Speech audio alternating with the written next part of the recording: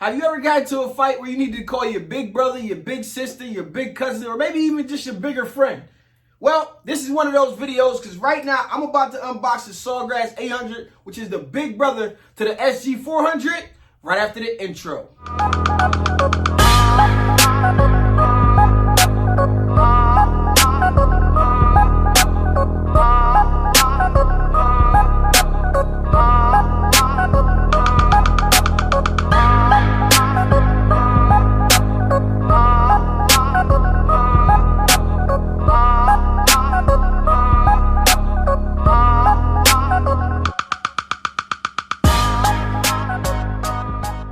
Alright, so let's get right to this unboxing. Got my t-shirt side hustle weeder, aka the box opener. See if we can get this bad boy open here.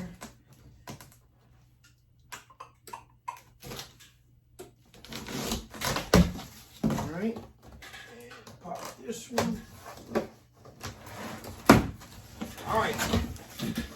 So, the biggest reason that I switched over to the SawGrass 800 is this right here.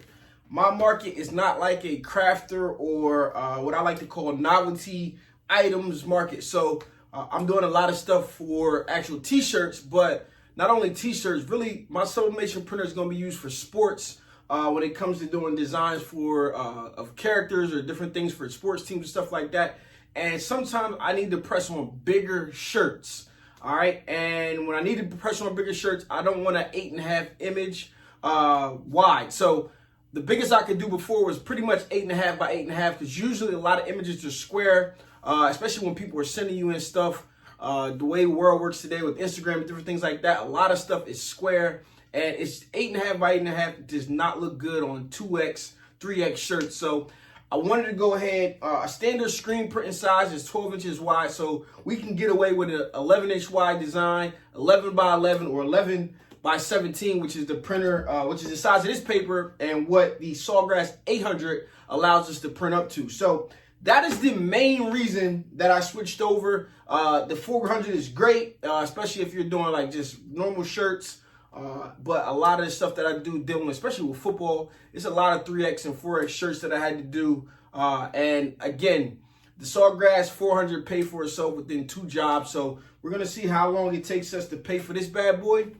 But let's get to the unboxing. So very first thing we have is some text R print, 11 by 17. This is 110 sheets in this bad boy.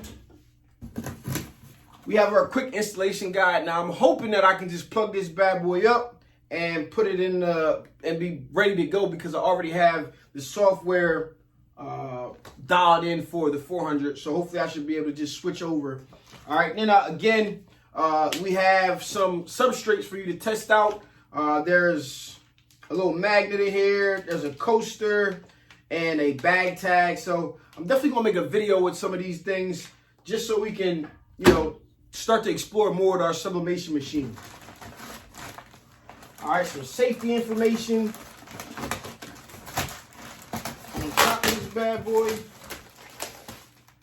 guys know how I feel about all of this paper and stuff. Okay, so we have our ink here, and this ink works both with the 400 and the 800, and this is the Sublimation HD. All right, and simple inks installed in the same way as you did before. Now, I do not have my SawGrass 400 here to compare the sizing of it. So we're just going to open it up and see exactly. You can definitely tell it's a little bit bigger. All right, definitely a little bit wider. It's not as big as I thought. Maybe with some of the like bypass trays and different things like that, it makes it look a little bit bigger with some of the different kits that they have available. But it's definitely a lot wider, a little bit heavier.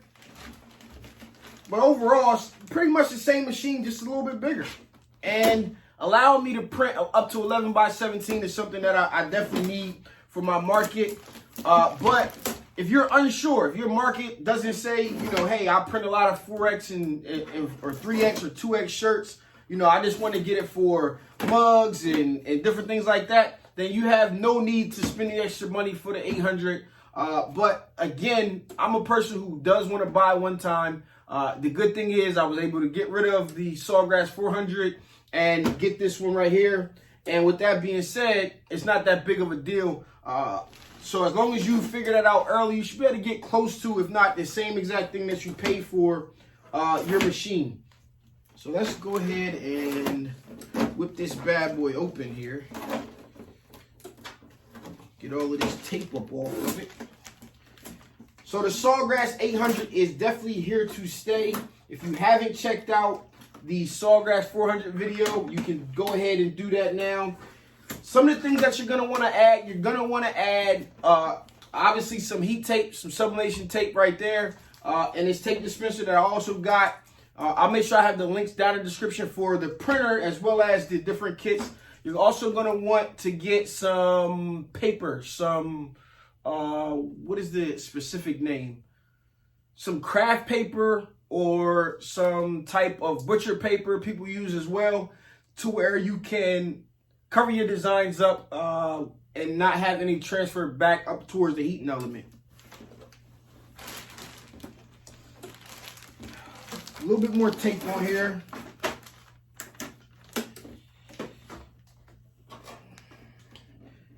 Now, got all the tape off, everything's out of the box. Let's just go ahead and close it up real quick. You guys know what's up next. The big sniff test. Let's see what it smells like.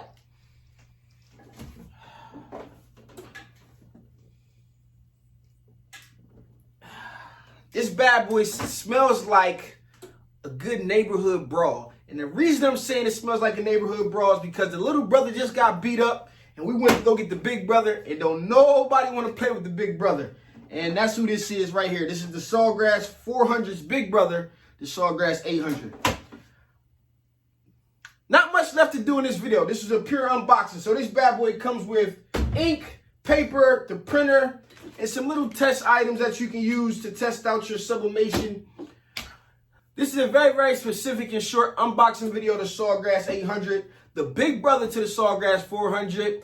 Don't forget, down in the description below, you can find all the links to everything you need to get started with sublimation. I'm about to get some full tutorials going for you guys.